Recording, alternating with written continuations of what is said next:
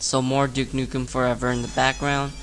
Now this is the DLC mission. I actually bought it like 3 days ago, and I kind of enjoyed it.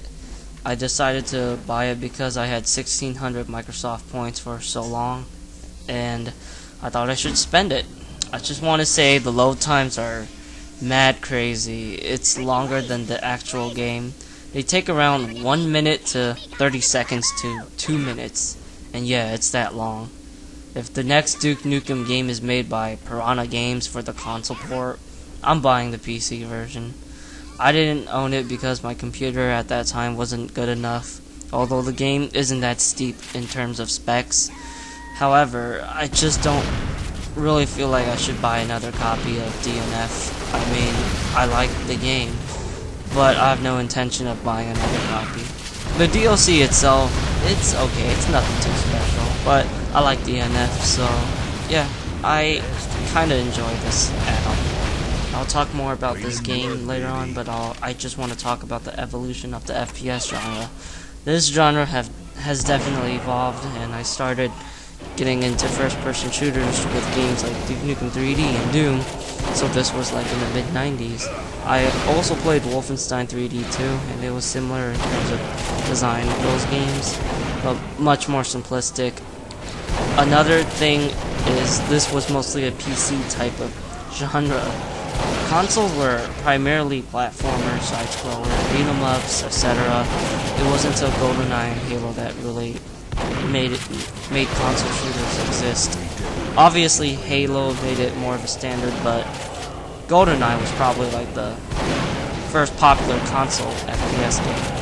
And there are so many changes, whether it's level design, health system, weapon system, whatever, man. So this is where I question myself. Did we evolve the genre for the better or the worse? Now, in my honest opinion, I really do enjoy a lot of the modern games, but I do feel like a lot of them are just not pushing it enough. They're really lacking a lot of the right formula to make a great FPS game, not just a solid game. I'm talking about memorable moments, level design, great mechanics. I'll go into detail of them. Actually, for example, look at Map 7 from Doom 2. That's memorable. You fight 2 new enemies in the Doom series, but they introduce you into a in-your-face type of style, and it's fast-paced too.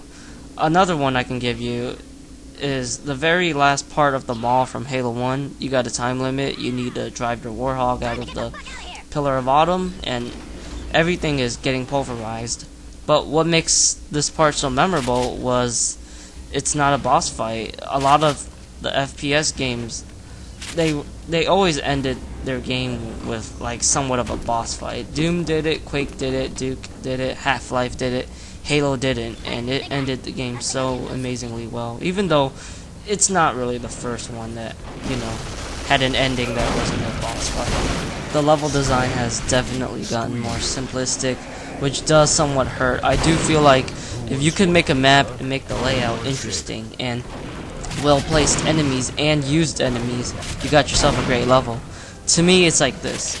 If you make a level with not a lot of freedom and linear, it's like eating spaghetti without the sauce, but only the meatballs.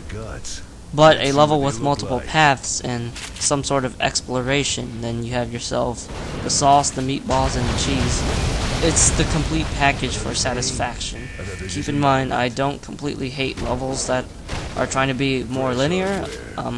E4 M2, Perfect Hatred from Ultimate Doom, doesn't really give you much option right at the start, except fighting all those enemies in front of you, and it's one of my favorite levels, essentially. However, I do believe level designers should try to be more open and then put like one simple line and put invisible barriers in certain areas. The mechanics are so important in the game. I feel like there's just stuff I can't get into because it's not done right. Like I said in my Sorrow video, Crysis doesn't reward me for killing, and I don't enjoy its gunplay in general. That ruins the game for me. Same thing with Fear. I hate how slow my character moves, and the weapons don't sound great either. So those are my reasons why I don't enjoy the modern games as much, but I'd be lying to say I didn't enjoy any modern games. I really think the Halo series has been getting better lately from a campaign standpoint. Every time I want to play a Halo campaign, I think about Reach, because Reach was really good. I did notice some invisible barriers in certain areas, but I'm really happy with how the levels are. I don't think it's much of a problem, really. I do feel like there are games that try to stay true to the more old school games, but become a brand new game in its own shape. Borderlands is like that. Lots of exploration, and it's a vast game, but it's also really over the top like Doom, but it doesn't feel like it at all. Alright, so I'm going back to Duke Nukem Forever and kind of compare the evolution between this game and Duke 3D. If you go back at Duke 3D, this game is a lot more linear than that game. It does have more scripted events, but even back in 1998, Rudy Realms did want this game to be more scripted and ambitious than Duke 3D, so it's not really part of modern game design, if you would say. A lot of the nostalgic purists didn't like this game because of Halo-esque features like regen health and 2 weapons only, but I really do feel like it works well in this game, so I really don't have any complaints. I never thought these features were a downgrade from what Doom had, all weapons plus health and armor. I think they both work well if they're designed properly. The stance for the FPS genre seems to be good so far. It does have issues like, look at Battlefield 3. Battlefield 3's campaign, or pretty much every military shooter's single player portion, they're so bad. I see people going all nostalgic like they miss the old days and such, but I don't always think the old days were perfect. There were flaws I can point upon, but you know, nothing is perfect. And if you really want more of that, then just play it. It's not that hard, really.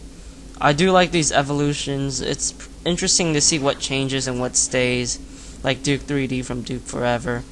I really thought the reinvention was well implemented, although the game isn't the best game ever. Anyways, I'm curious of what you guys think about this video and your thoughts also. And I'm out. Peace.